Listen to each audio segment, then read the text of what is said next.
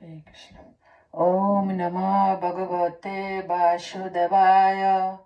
ओम नमः भगवते वासुदेवाय।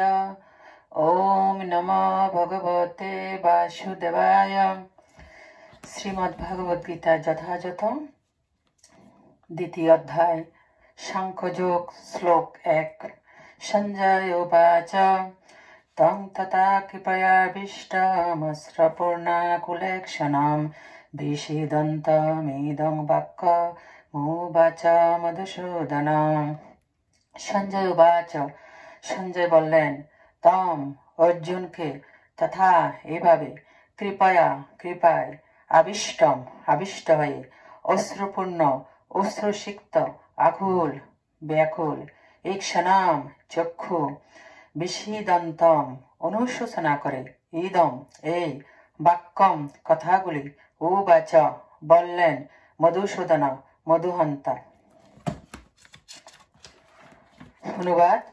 সঞ্জয় বললেন, অর্জুনকে এভাবে অনুতপ্ত ব্যাকুল ও অশ্রুসিক্ত দেখে কৃপায় আবিষ্ট হয়ে মধুসূদন বা শ্রীকৃষ্ণ এই কথাগুলো বললেন। তাৎপর্য: জাগতিক করুণা, শোক ও চোখের জল হচ্ছে প্রকৃত সত্তার অজ্ঞানতার বহিঃপ্রকাশ। শাশ্বত আত্মার জন্য করুণার অনুভব হচ্ছে আত্মোপলব্ধি। এই শ্লোকে মধুসূদন শব্দটি তাৎপর্যপূর্ণ। শ্রীকৃষ্ণ মধু নামক দৈত্যকে হত্যা করেছিলেন এবং এখানে অর্জুন চাইছেন অজ্ঞাতারোপ যে দৈত্য তাকে তার কর্তব্য কর্ম থেকে বিরত রেখেছে তাকে ভগবান শ্রীকৃষ্ণ হত্যা করুন। মানুষকে কিভাবে করুণা প্রদর্শন করতে হয় তা কেউই জানে না। যে মানুষ ডুবে যাচ্ছে তার পরনের কাপড়ের প্রতি করুণা প্রদর্শন করাটা নিতান্তই অর্থহীন। তেমনই যে মানুষ ভব সমুদ্রে পতিত হয়ে হাবুডুবু কাচ্ছে তার বাইরের আবরণ জড়দেহটিকে উদ্ধার করলে তাকে উদ্ধার করা হয় না। এই কথা যে জানে না এবং যে দেহটির জন্য শোক করে তাকে বলা হয় শূদ্র, অর্থাৎ যে অনর্থক শোক করে। অর্জুন ছিলেন ক্ষত্রিয়, তাই তার কাছ থেকে এই ধরনের আচরণ আশা করা যায় না। কিন্তু ভগবান শ্রীকৃষ্ণ মানুষের শোক সন্তপ্ত হৃদয়কে শান্ত করতে পারেন, তাই তিনি অর্জুনকে ভগবত গীতা শোনালেন। গীতার এই অধ্যায়ে জড়দেহ ও চেতন আত্মার সম্বন্ধে বিশদভাবে আলোচনার মাধ্যমে পরম নিয়ন্তা ভগবান শ্রীকৃষ্ণ আমাদের বুঝিয়ে দিয়েছেন আমাদের স্বরূপ কি, আমাদের প্রকৃত পরিচয় কি। পারমাত্মিক তত্ত্বের উপলব্ধি এবং কর্মফলে নিরাসক্তি ছাড়া এই অনুভূতি হয় না। শ্লোক 2। শ্রী ভগবান উবাচ কুতস্তাকস্মলামিদং বিষমে সমুপস্থিতম অনাজ্য দুষ্টমাসর্গমাকৃতি কর্মার্জুনাম। শ্রী ভগবান উবাচ, পরমেশ্বর ভগবান বললেন, কুত কোথা থেকে, তা তোমার, কস্মলাম কলুষ, ইদম এই অনুশোচনা, বিষমে সংকটকালে, সমুপস্থিতম উপস্থিত হয়েছে, অনার্য যে মানুষ জীবনের মূল্য জানে না, দুষ্টম উচিত, অসর্ঘম যে কার্যোচ্চতার লোকে নিয়ে যায় না, অকীর্তি অপকীর্তি করম কারণ। অর্জুন, হে অর্জুন। অনুবাদ।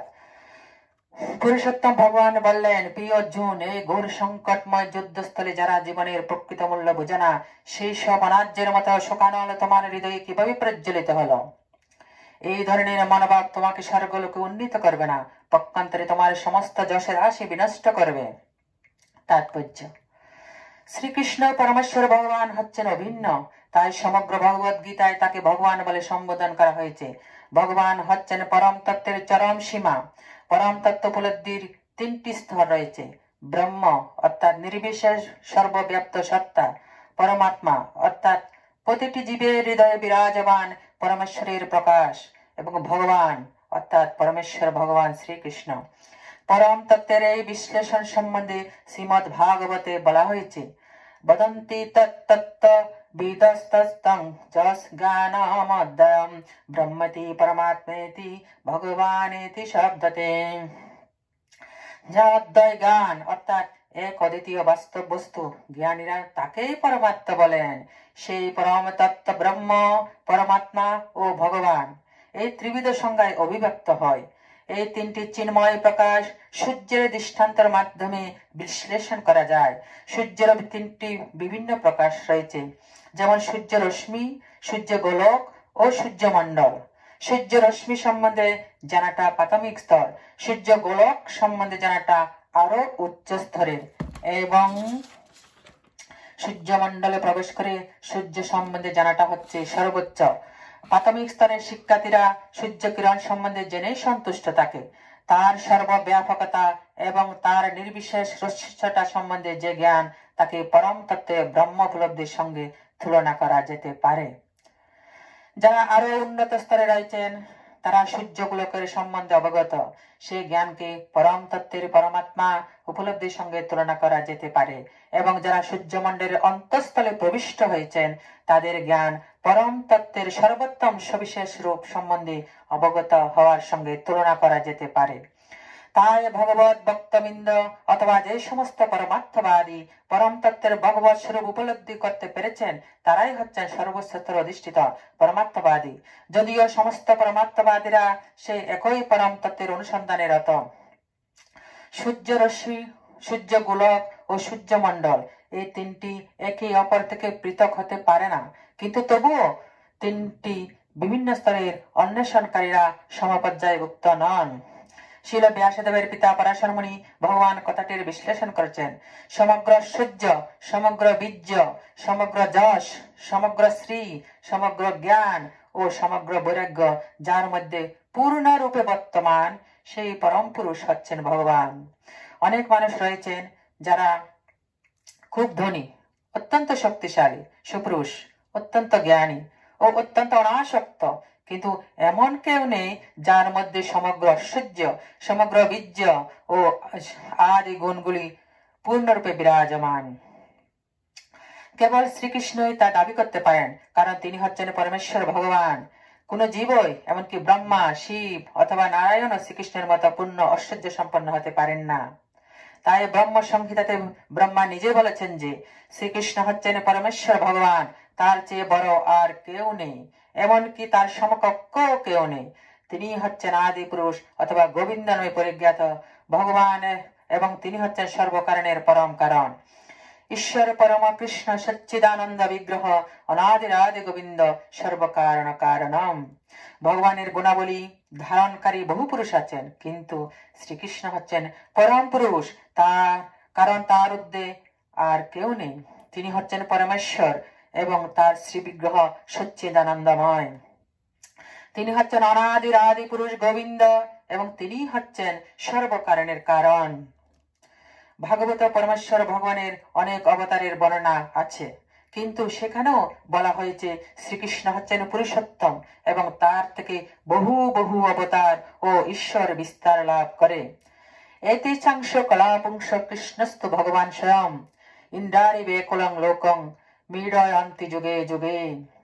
সমস্ত অবতারেরা হচ্ছেন ভগবানের অংশ অথবা তার অংশের অংশ প্রকাশ, কিন্তু শ্রীকৃষ্ণ হচ্ছেন স্বয়ং ভগবান। তাই শ্রীকৃষ্ণ হচ্ছেন পরমেশ্বর ভগবানের আদিরূপ, পরম তত্ত্ব এবং পরমাত্মা ও নির্বিশেষ ব্রহ্মের উৎস। ভগবান শ্রীকৃষ্ণের সামনে আত্মীয় পরিজনদের জন্য অর্জুনের এই সুখ অত্যন্ত অশোভন। তাই ভগবান আশ্চর্যান্বিত হয়ে ব্যক্ত করেছেন, কোথা থেকে এই ধরনের ভাব প্রবণতা পুরুষোচিত নয়, এবং একজন সুসভ্য আর্যের কাছ থেকে এটি কখনোই আশা করা যায় না। আর্য বলে তাকেই অভিহিত করা হয় যিনি জীবনের মূল্য বোঝেন এবং যার সভ্যতা অধ্যাত্ম উপলব্ধির ভিত্তির উপর প্রতিষ্ঠিত। যে সমস্ত মানুষ তাদের দেহাত্ম বুদ্ধির দ্বারা পরিচালিত হয় তারা কখনোই উপলব্ধি করতে পারেন না যে জীবনের প্রকৃত উদ্দেশ্য হচ্ছে পরম তত্ত্ব বিষ্ণু বা ভগবানকে উপলব্ধি করা। তারা জড় জগতের বহিরঙ্গ রূপের দ্বারা মোহিত হয়, তাই তারা জানে না মুক্তি বলতে কি বোঝায়। জগতের বন্ধন থেকে মুক্ত হওয়া জ্ঞান যাদের নেই তাদেরকে বলা হয় অনার্য।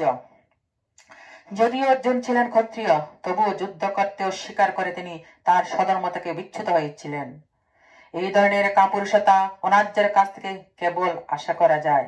এইভাবে কর্তব্য কর্ম থেকে বিচ্যুত হলে আধ্যাত্মিক জীবনে অগ্রসর হওয়া যায় না, এমনকি পার্থিব জগতে কাউকে যশস্বী হওয়ার সুযোগও প্রদান করে না। আত্মীয় স্বজনদের প্রতি অর্জুনের এই তথাকথিত সহানুভূতিকে ভগবান শ্রীকৃষ্ণ অনুমোদন করেননি। শ্লোক 3 ক্লৈবং মা স্মাগম পার্থ নৈতহত যোপপদ্যতে কুদ্রং হৃদয় দব্বল্লং ত্যক্ততিষ্ঠ পরন্তপ ক্লৈবাম ক্লৈবত্ত মা স্ম করোনা গম গ্রহণ করা। পার্থ, হে পিতা পুত্র, ন কখনোই নয়। এতৎ এই থই তোমার উপপদ্ধতে উপযুক্ত ক্ষুদ্রম ক্ষুদ্র হৃদয় হৃদয়ের দুর্বলম দুর্বলতা ত্যক্তা পরিত্যাগ করে উত্তিষ্ঠ উঠ পরন্তপ শত্রু দমনকারী। অনুবাদ: হে পার্থ, এই সম্মান হানিকর ক্লীবত্বের বশবর্তী হইও না। এই ধরনের আচরণ তোমার পক্ষে অনুচিত। হে পরন্তপ, হৃদয়ের এই ক্ষুদ্র দুর্বলতা পরিত্যাগ করে তুমি উঠে দাঁড়াও। তাৎপর্য: অর্জুন ছিলেন শ্রীকৃষ্ণের পিতা বসুদেবের ভগিনী পিতার পুত্র। তাই তাকে এখানে পার্থ নামে সম্বোধন করে শ্রীকৃষ্ণ তার সঙ্গে তার আত্মীয়তার কথা মনে করিয়ে দিচ্ছেন। ক্ষত্রিয় সন্তান যদি যুদ্ধ করতে স্বীকার করে তখন বুঝতে হবে সে কেবল নামেই ক্ষত্রিয়। তেমনি ব্রাহ্মণের সন্তান যখন অধার্মিক হয় তখন বুঝতে হবে সে কেবল নামেই ব্রাহ্মণ। এই ধরনের ব্রাহ্মণ ও ক্ষত্রিয়রা তাদের পিতার অযোগ্য সন্তান। তাই শ্রীকৃষ্ণ চাননি অর্জুন অযোগ্য ক্ষত্রিয় সন্তান বলে কুখ্যাত হোক। অর্জুন ছিলেন শ্রীকৃষ্ণের সবচেয়ে অন্তরঙ্গ বন্ধু এবং শ্রীকৃষ্ণ তার রথের সারথি হয়ে নিজেই তাকে পরিচালিত করেছিলেন। কিন্তু এই সমস্ত সুযোগ সুবিধা থাকা সত্ত্বেও যদি অর্জুন যুদ্ধ না করে তবে তা হবে নিতান্ত খ্যাতির বিষয়।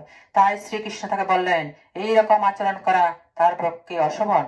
অর্জুন যুক্তি দেখিয়েছিলেন অত্যন্ত সম্মানীয় ভীষ্ম ও নিজের আত্মীয়দের প্রতি উদার মনোভাব হেতু তিনি যুদ্ধক্ষেত্র পরিত্যাগ করবেন। কিন্তু শ্রীকৃষ্ণ তাকে বুঝিয়েছিলেন এই ধরনের মহানুভবতা হৃদয়ের দুর্বলতা ছাড়া আর কিছু নয়। এই ধরনের ভ্রান্ত মহানুভবতাকে মহাজনেরা কখনোই অনুমোদন করেননি। সুতরাং শ্রীকৃষ্ণের পরিচালনায় অর্জুনের মতো পুরুষের এই ধরনের মহানুভবতা অথবা তথাকথিত অহিংসা পরিত্যাগ করা উচিত। শ্লোক 4। অর্জুন উবাচ কতং বিশ্বমহং শঙ্কে দোনং চ মধুসূদন ঈশ্ববি প্রতিদস্যামি পূজাহ পরিশোধন। অর্জুন উবাচ, অর্জুন বললেন কথম কিভাবে, ভীষ্ম অহম আমি, শঙ্কে যুদ্ধে, দ্রোণম দ্রোণাচার্য, চ হো মধুসূদন হে মধুহন্তা, ঈশ্ববি বাণের দ্বারা, প্রতিদস্যামি প্রতিদ্বন্দ্বিতা করব, পূজহ পূজনীয়, হরিশোধন হে শত্রুহন্তা। অনুবাদ: অর্জুন বললেন হে হরিশোধন, হে মধুসূদন, এই যুদ্ধক্ষেত্রে ভীষ্ম ও দ্রোণের মতো পরম পূজনীয় ব্যক্তিদের কেমন করে আমি বাণের দ্বারা প্রতিদ্বন্দ্বিতা করব।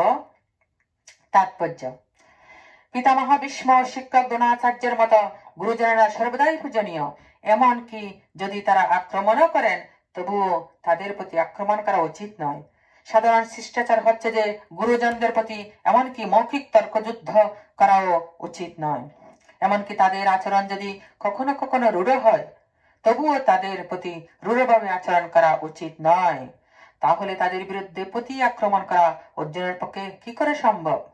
শ্রীকৃষ্ণ কি কখনো তার পিতামহ উগ্রসেন অথবা তার গুরুদেব শান্তিপাণি মুনিকে আক্রমণ করতে সমর্থ হবেন? অর্জুন যুদ্ধ থেকে বিরত হওয়ার জন্য শ্রীকৃষ্ণকে এইরকম যুক্তি প্রদর্শন করলেন। শ্লোক 5। গুরু না হত্যা হি মহানুভাবান শ্রেয় ভুক্তুং বক্ষ্যমপিহ লোকে হত্যাত্ত কামাস্তু গুরুনিহৈব ভুঞ্জিয় ভোগান রুধির পদিগ্ধান।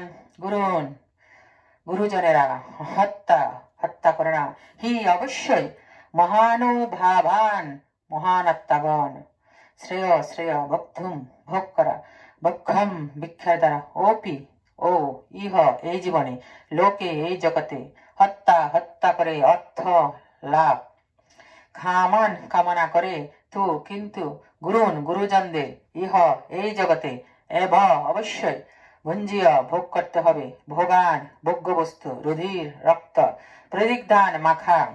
অনুবাদ: আমার মহানুভব শিক্ষা গুরুদের জীবন হানি করে এই জগৎ ভোগ করার থেকে বরং ভিক্ষা করে জীবন ধারণ করা ভালো।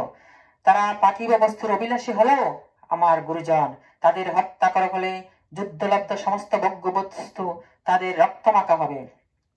তাৎপর্য: শাস্ত্ররীতি অনুসারে যে গুরু জঘন্য কাজে লিপ্ত হয়েছে এবং ভালো মন্দ বিচারবোধ হারিয়ে ফেলেছে তাকে পরিত্যাগ করা উচিত। দুর্যোধনের কাছ থেকে অর্থ সাহায্য পেতেন বলে ভীষ্ম ও দ্রোণ তার পক্ষ অবলম্বন করতে বাধ্য হয়েছিলেন। যদিও কেবলমাত্র আর্থিক সাহায্য পাবার ফলে দুর্যোধনের পক্ষে যোগ দেওয়া তাদের উচিত হয়নি। এই অনুচিত কার্য করার ফলে তারা পাণ্ডবদের পরমারাধ্য শিক্ষা গুরুর পদের মর্যাদা থেকে বিচ্যুত হয়েছেন। কিন্তু তা সত্ত্বেও তাদের প্রতি অর্জুনের শ্রদ্ধা কোনো অংশে হ্রাস পায়নি এবং অর্জুন এই কথা ভেবে মনে মনে শিহরিত হয়েছেন যে জাগতিক সুখ উপভোগ করার জন্য তাদের হত্যা করা হলে সেই ভোগ হবে তাদের রুধির মাখা। হরে কৃষ্ণ।